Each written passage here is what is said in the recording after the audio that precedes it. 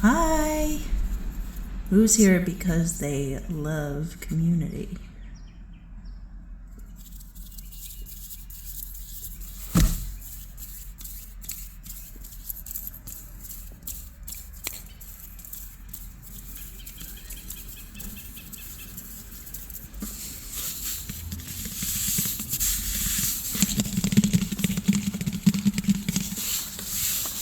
I would like to hear in the comments how you enjoy fostering community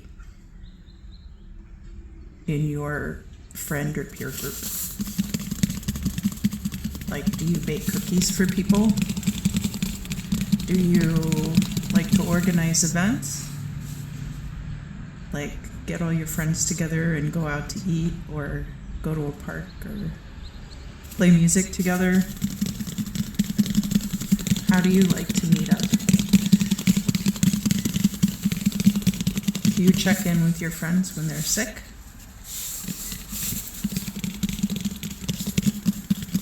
Let me know down below. Today we're going to continue talking about real.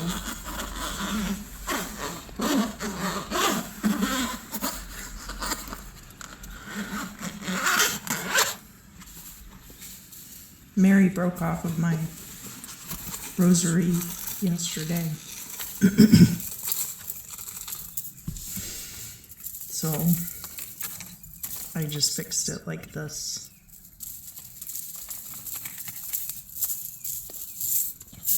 But I am, as I think I've mentioned before, I'm very much more in tune with the Scottish Reformation,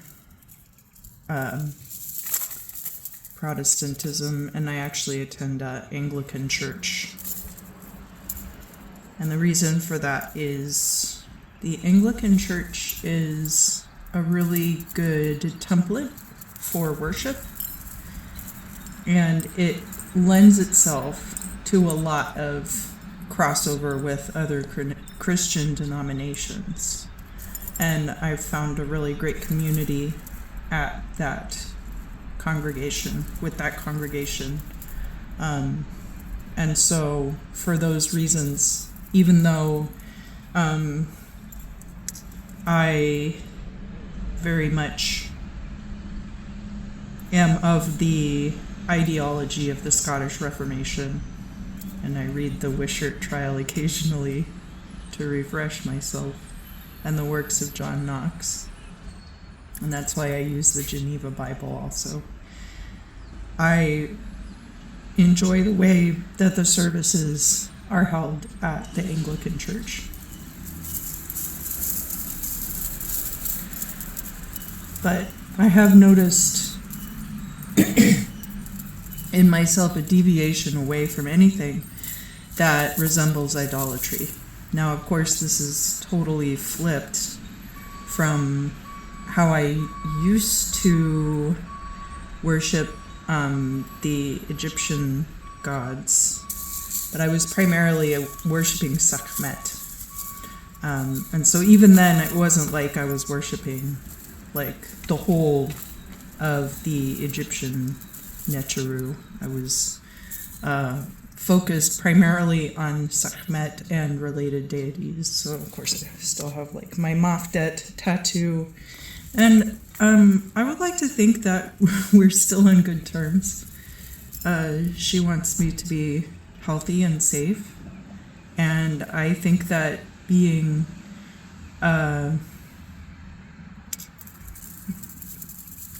think that the only way for me at this point in my life to really achieve that is salvation through Christ. So let's get back into the literature. And we had gotten through Job's response to what Bildad said. And now we're going to hear from Zophar the Naamathite. So he said, should not the multitude of words be answered, or should a great talker be justified? Should men hold their peace at thy lies, and when thou mockest others, shall none make thee ashamed?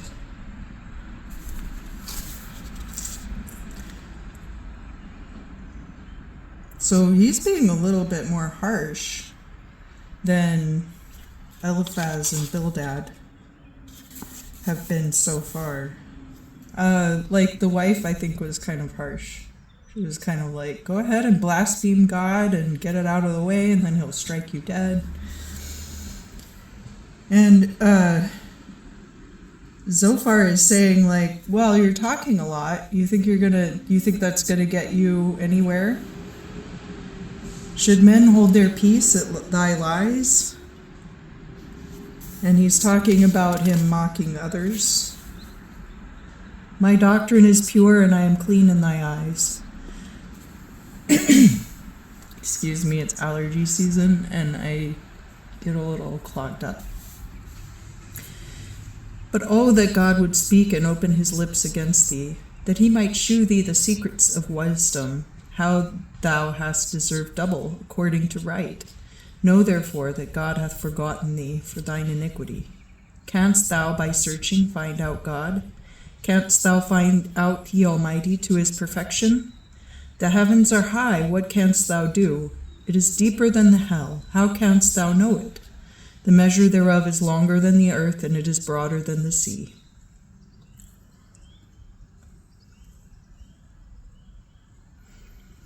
So here Zophar is talking about the vastness of God's will, and this was something that Eliphaz also had touched upon, was the concept of God's mightiness. Because I think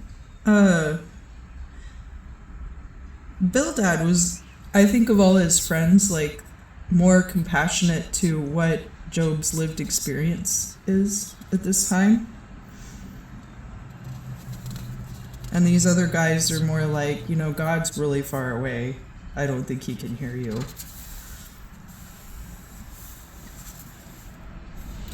If he cut off and shut up, or gathered together, who can turn him back?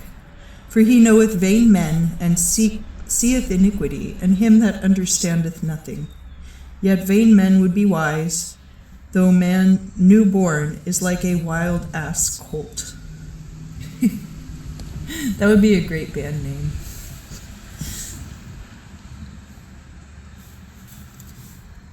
But here he's talking about how even our best behavior is still tainted by our mortality. The fact that we are here wearing these little meat jackets and, walking around like we know anything at all. If thou prepare thine heart and stretch out thine hands toward him, if iniquity be in thine hand, put it far away, and let no wickedness dwell in thy tabernacle. The truly shalt thou lift up thy face without spot, and shalt be stable, and shalt not fear. But thou shalt forget thy misery, and remember it as waters that are past. Thine age also shall appear more clear than the noonday. Thou shalt shine and be as the morning. So he's saying, your kids are dead. Nothing's going to bring them back. Yeah, you're covered with wounds. We've all been there.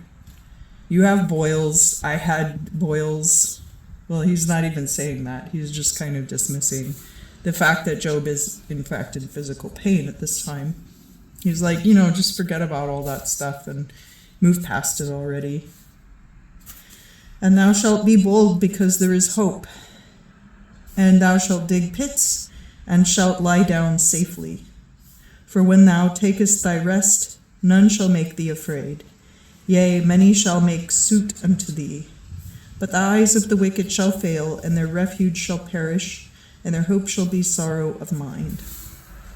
So I'm not sure, he's using this kind of imagery of digging one's own grave, but I'm not totally sure what he means by that. It's kind of a throwaway line in here, but it doesn't make a lot of sense in terms of like, thou shalt dig pits and shall lie down safely.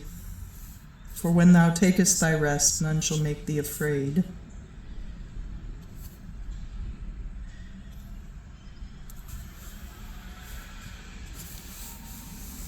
If you have any thoughts on that, let me know in the comments.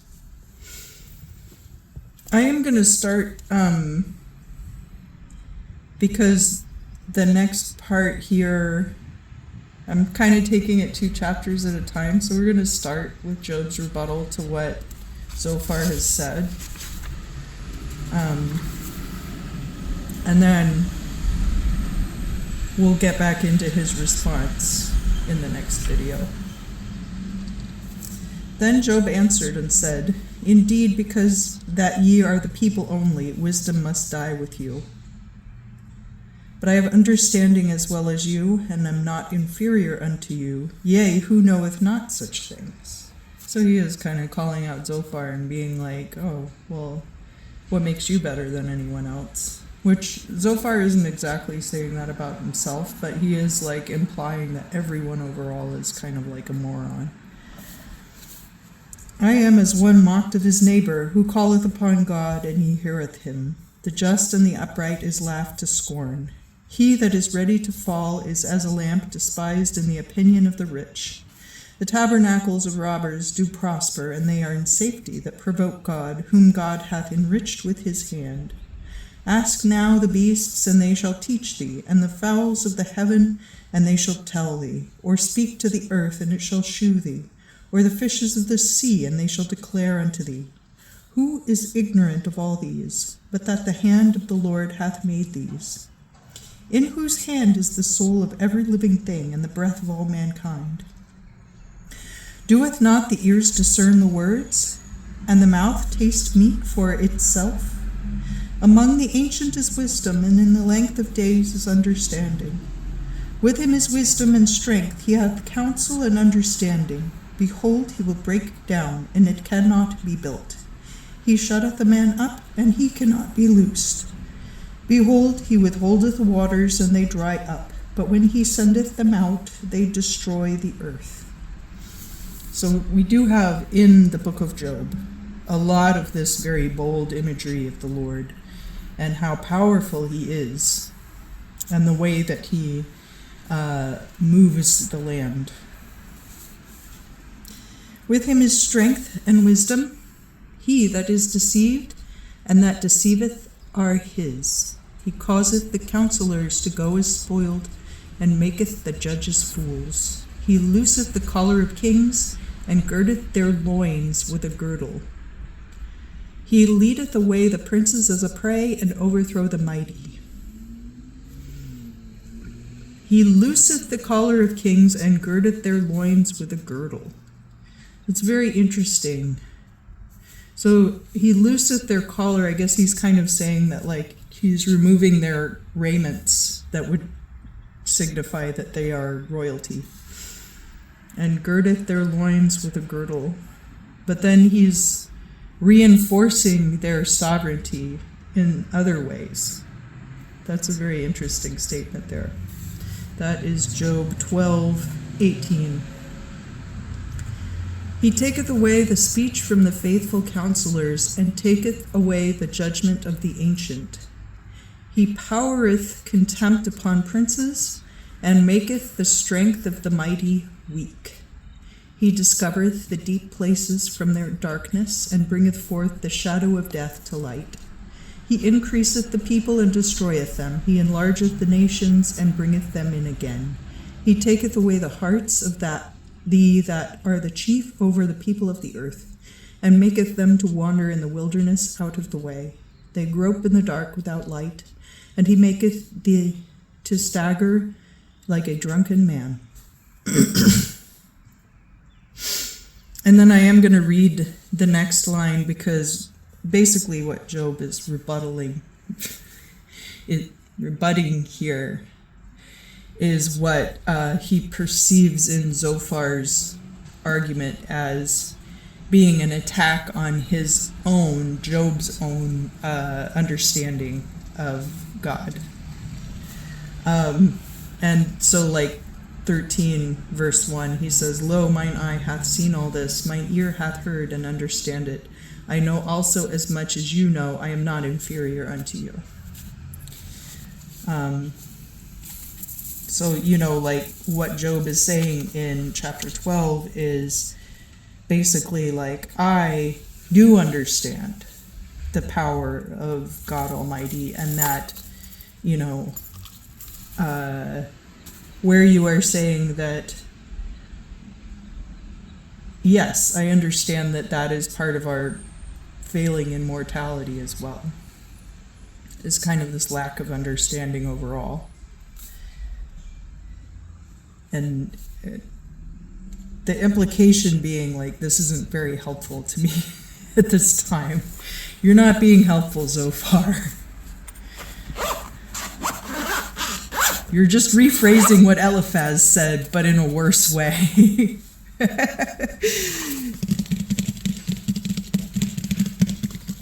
But reading Job's rebuttal here reminds me of actually the mountains when you are driving into Simi Valley from San Fernando Valley, which is quite a bit north of where I am right now.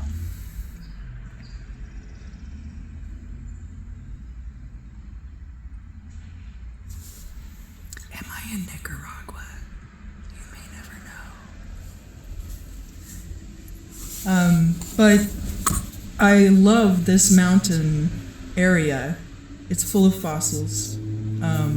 And it's full of like big chunks of mica quartz that are so sparkly and they're so plentiful up there. You just go and there's huge chunks of mica quartz, and they're yellow and they just kind of glow in the sunlight, and they're so beautiful. But the mountains themselves, you can tell that in their formation, there was a lot of force.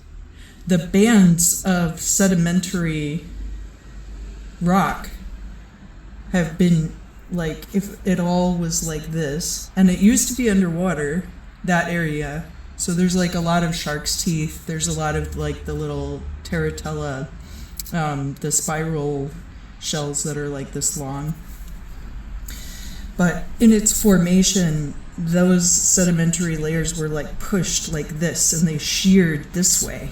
So it's like, sliced in these kind of like how sawtooth waves are in a audio or electrical signal.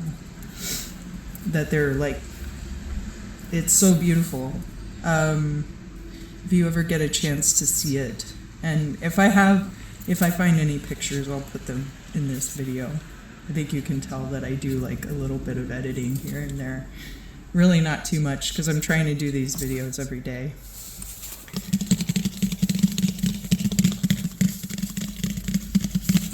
But thank you so much for joining me.